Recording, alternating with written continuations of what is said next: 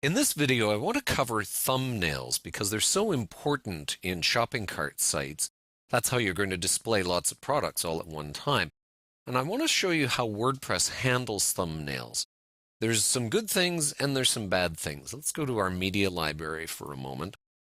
By default, WordPress creates thumbnails. Whenever you upload an image into WordPress, it creates a thumbnail. And it does this by taking the very center of the image and grabbing 150 by 150 pixel chunk. A lot of times that's okay, like that thumbnail looks good and that one seems okay, this one's fine. But look what happens to some thumbnails. They get chopped off like this. Fortunately, we can deal with that in WordPress, and I'll show you that in a moment. By the way, that 150 pixel by 150 pixel, you can change that under Settings and Media. Go in there, and you can see right here, you could change that, okay? Just be careful that before you get started, change it then, because if you change it in the middle of the process of adding images, of course, the old ones will be 150 and the new ones will be 200 or whatever you choose. So make sure you do that before you start the process. Okay, so let's go back to the library here. We choose our image, and we're going to use the built-in image editor. So there's our thumbnail. You can see it even better there. By the way, a lot of WordPress shopping cart plugins actually create their own thumbnails as well, and you can't edit them from here. You have to have a plugin to do that, and I'll talk more about that when I get to those plugins. But for a lot of purposes, you'll be able to use the WordPress editor right here. You just click Edit Image. There we go. So now we're seeing the full image there, and there's our thumbnail again. Now, before you do anything, I always recommend to people to do the following setting. See here it says Apply Changes to, and by default it's set to all image sizes. But we don't want to change all the image sizes. We only want to change the thumbnail. So do this first, because you're going to forget if you wait. Do this first, and then start working with the image. And the way you work with the image is you just start drawing on it like this, okay? And that's going to create this box that you can use. Now remember, a thumbnail typically is a square. That's usually how we do it. So what I tend to do is I tend to draw a square like that. Maybe I'll make it a little bit bigger, let's say. In this box over here, I just make sure that they're both exactly the same. So 524. Now it's exactly square. So I know proportionately I'm dealing with a square area.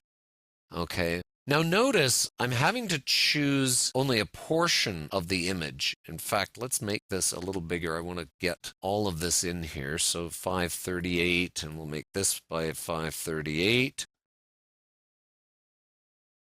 So basically what I'm doing here is I'm choosing sort of one side or the other.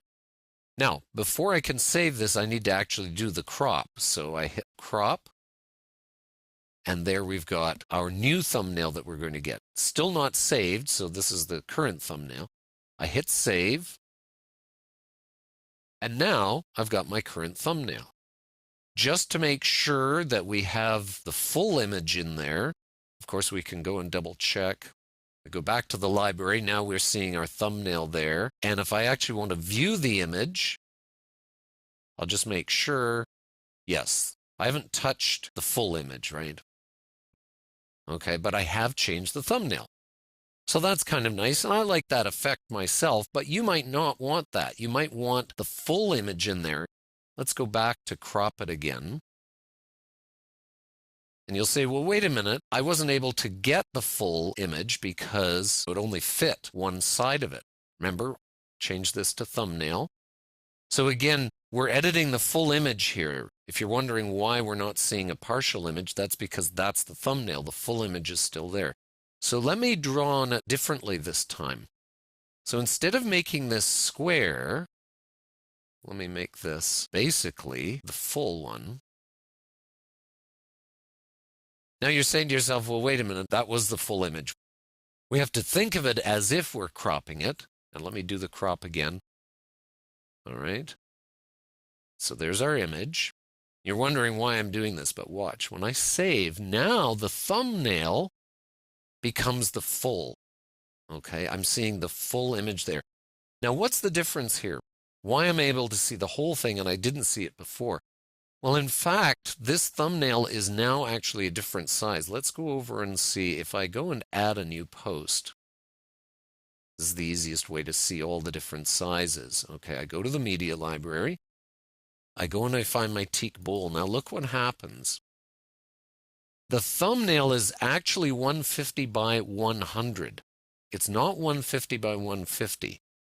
And that'll be okay in your shopping cart. You're going to see the proper width. So we're maintaining our proper width of 150. But what it's saying is, I'm no longer 150 tall. I'm going to be a little shorter than all the others. And usually that's going to be okay, especially in this case, we have a white background.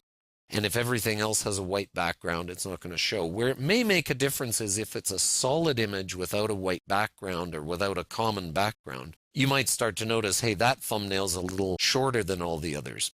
But again, that's not a huge deal if what you're trying to do is show the whole product. So anyway, there are a couple of options you've got for making your thumbnails work through WordPress itself.